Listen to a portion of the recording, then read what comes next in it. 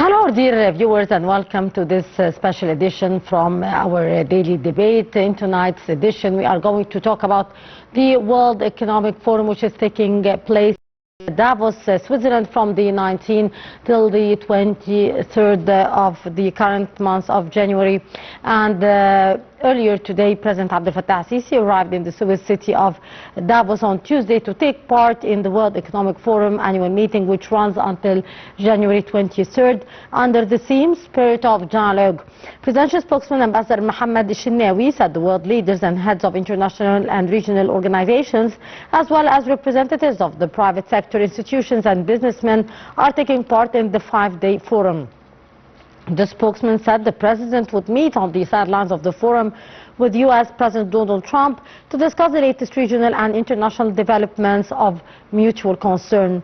Al-Shinnawi said the forum would tackle issues related to boosting international cooperation and expanding dependency on technology and innovation, as well as investing in human capital. The annual forum promotes dialogue and cooperation to tackle political, economic and social issues worldwide. Besides meetings, the forum produces series of research reports and engages its members in sector-specific initiatives. It convenes regional meetings such in each year in location across Africa, the Middle East and Asia, Latin America, and holds two further annual meetings in China and the United Arab Emirates. Still with our top stories, where Egypt resumed delivering aid to the Gaza Strip on Tuesday as the 128th convoy of Zad al-Izza flew into the Gaza Strip through the subgate of the Rafah land port. This came within the framework of the efforts exerted to alleviate the suffering of the Palestinians in the Strip.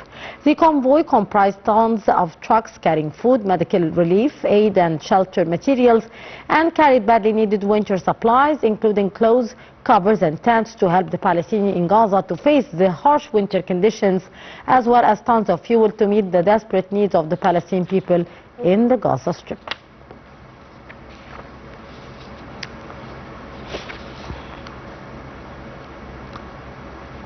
And back to our topic for tonight's discussion, where the second consecutive day of the 56th annual meeting of the World Economic Forum convened in Davos. Details in the following story.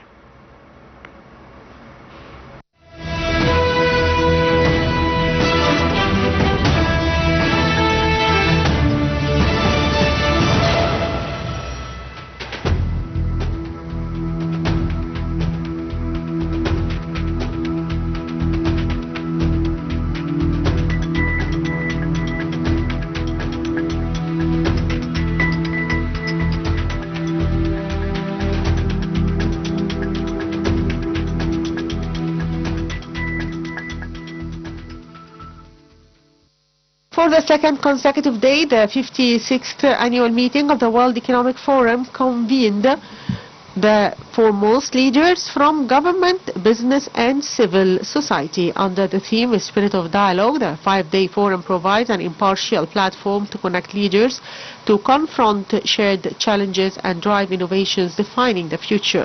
The forum brings together close to 3,000 cross-sector leaders from over 130 countries, including U.S. President Donald Trump.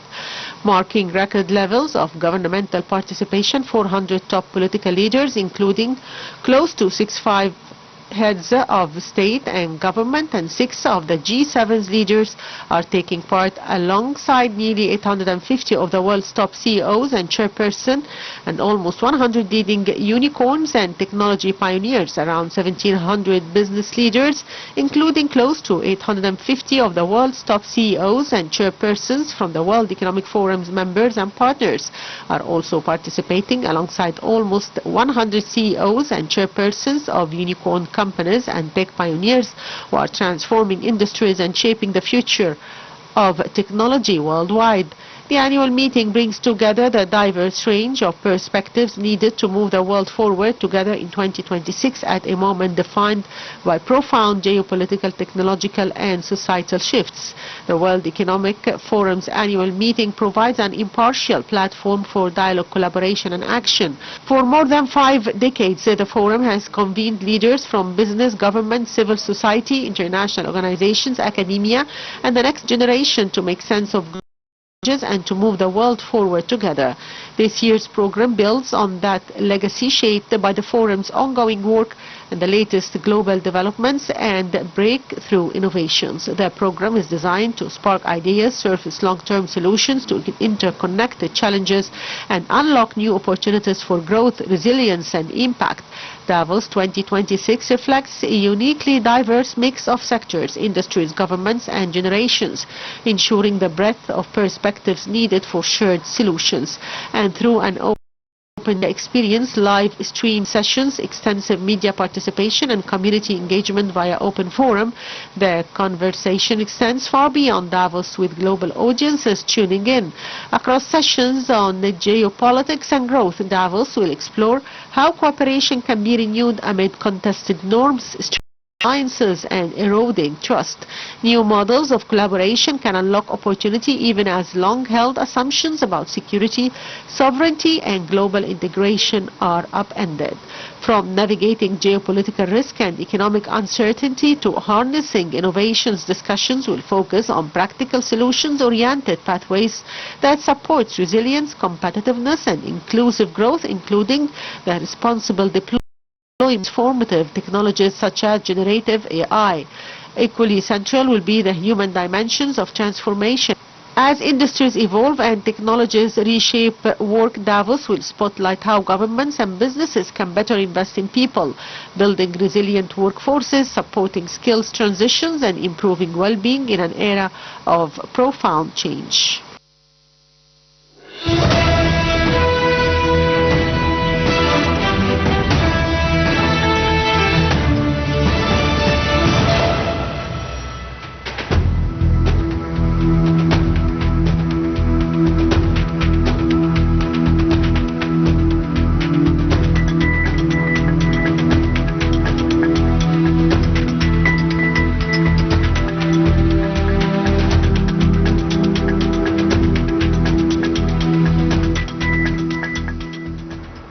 Welcome back, our dear viewers. To shed more light on the issue, we are very much delighted to be joined over the phone by Ms. Monica William, the international relations researcher.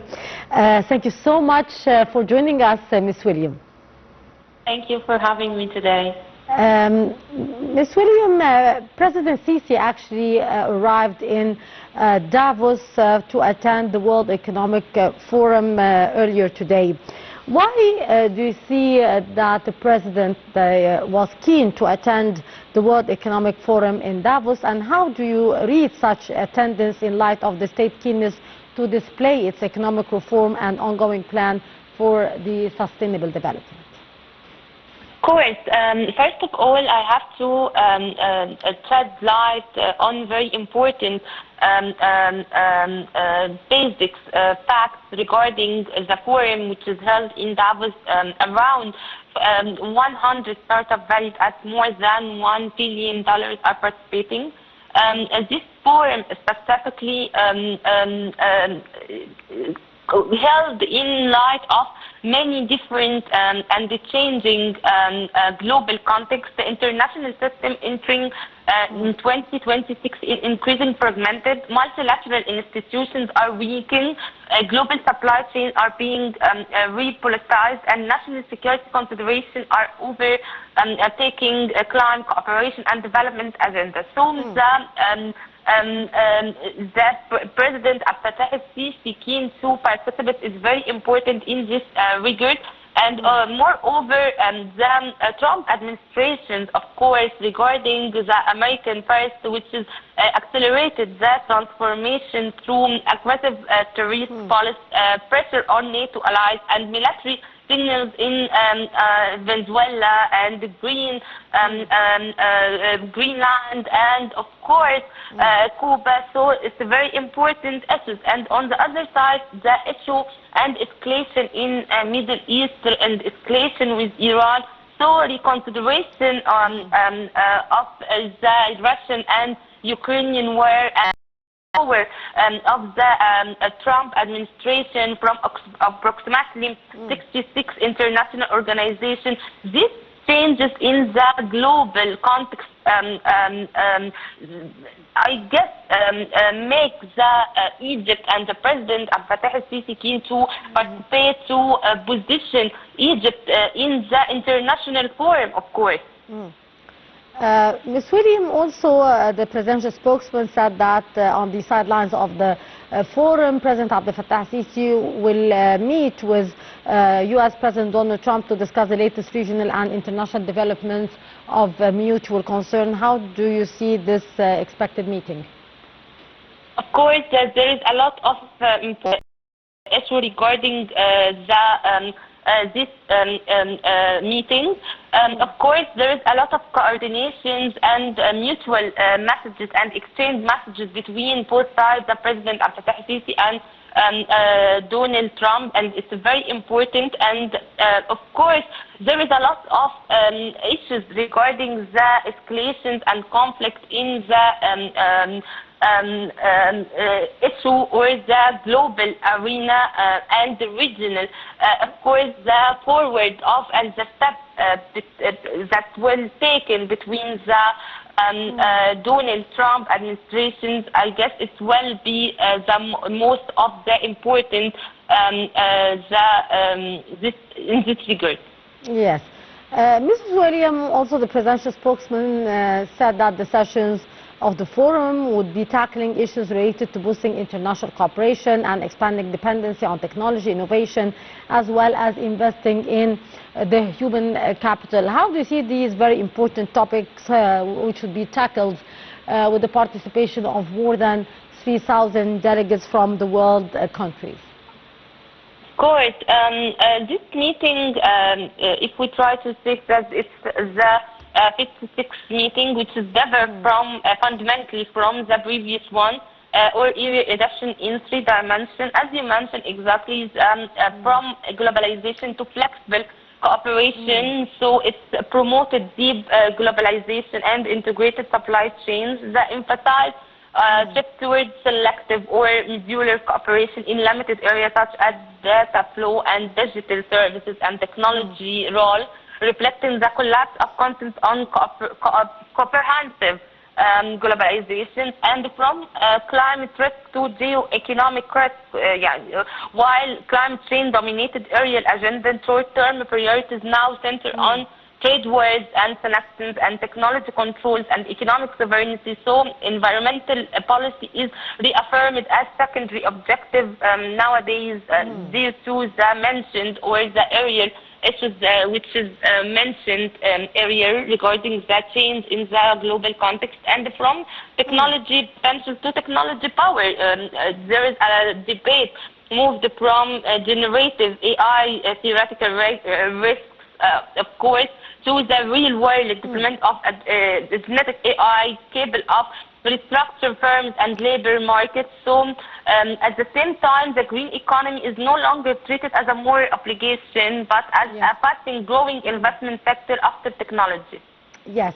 Also, this year's forum is taking place under the theme Spirit of Dialogue. Actually, there are many discussions that should be tackled during the session of the forum, and on top of which, of course, is the issues related to the AI, which is topping high on the agenda of the sessions.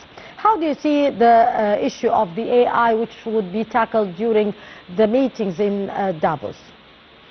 Of course, as I mentioned, there is a lot of debate regarding generative AI risks, which is have to transform it to real world implementing of agentic AI. The role of AI is very important and duplicated nowadays. It's restructured firms, its role on labor markets and public administration.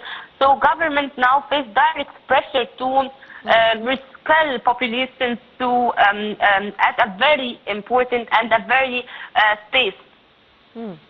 Ms. William, from your point of view, what opportunities lie ahead for Egypt to attract investments and enhance the economic partnerships with the other international sides through attending the activities of the Davos Forum? Of course, it's very important, and we mention there is a lot of freedom and a lot of startups and very investments. How to attract this investment is very important, and how to expand the relation between different and foreign investments. In Egypt have to attract 80, 50, the ECO and the 100 Yes. company startups, and how to expand the trade relationship between the different countries. As we mentioned, there is a lot of topics which have to tackle, and earlier President Macron, of course, tried to warn and talking about the world is moving towards a system without rules, and how to improve the relationship in the governmental and of course the economic level. Yes. Ms. William, actually, will Egypt share its achievements in the field of infrastructure, energy, digital transformation, in addition to its pivotal role in supporting the regional stability during the forum sessions and activities and the meetings on the sidelines of the forum as well? Yes? Hello, Dr. William? Hello? Yes. Will Egypt share its achievement in the field of infrastructure, energy and digital transformation during attending the activities of the forum? Yes, Egypt will participate, as we mentioned, will hold a series of events involving heads of state and leaders of international and private sector representatives. So it's very important to highlight the infrastructure projects and the green economy, and how to the overall developmental projects that has in the last decades, which is very important to highlight. And sessions are expected to focus on international cooperation, global prosperity, as we mentioned. So Egypt have a lot of initiatives regarding these topics and investment in human capital, and of course Egypt have a lot of projects regarding this issue. Yes. William, what about Cairo's contribution in actually discussing the world economic and developmental issues, which reflects its vital role in enhancing the international partnership, the strategic location in the region? Of course, if we try with Egypt's role in the regional, which is very important, Egypt tries to balance and position itself as mediators and as a very important actor, try to perceive the unity of different regions like Syria and Yemen and Libya, of course. So from a strategic perspective, Egypt tried to underscore the evolving nature of foreign policy, of strategic balance, and this slogan Egypt tried to handle and insist.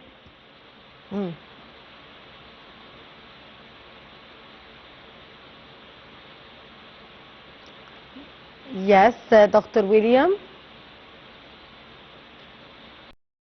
Can you hear me? I do believe that we did lose contact with Ms. Monica William, and we thank so much Ms. Monica William, the international relations researcher. And indeed, a quick reminder that President Abdel Fattah al-Sisi arrived earlier in the Swiss city of Davos on Tuesday to take part in the World Economic Forum annual meeting, which runs until the 23rd of January under the theme Spirit of Dialogue. The presidential spokesman, Ambassador Mohammed al-Shinnawi, said that world leaders and heads of the international and regional organizations, as well as the representatives of the private sector institutions and businessmen, are taking part in the 5-day forum. And the spokesman said that President Sisi would meet on the sidelines of the forum with U.S. President Donald Trump to discuss the latest regional and international issues of mutual concern. Also, the presidential spokesman said that sessions of the forum would tackle issues related to boosting international cooperation and expanding dependency on technology and innovation. Well, with that, our dear viewers, we come to the end of this edition of our Daily Debate. Many thanks for watching.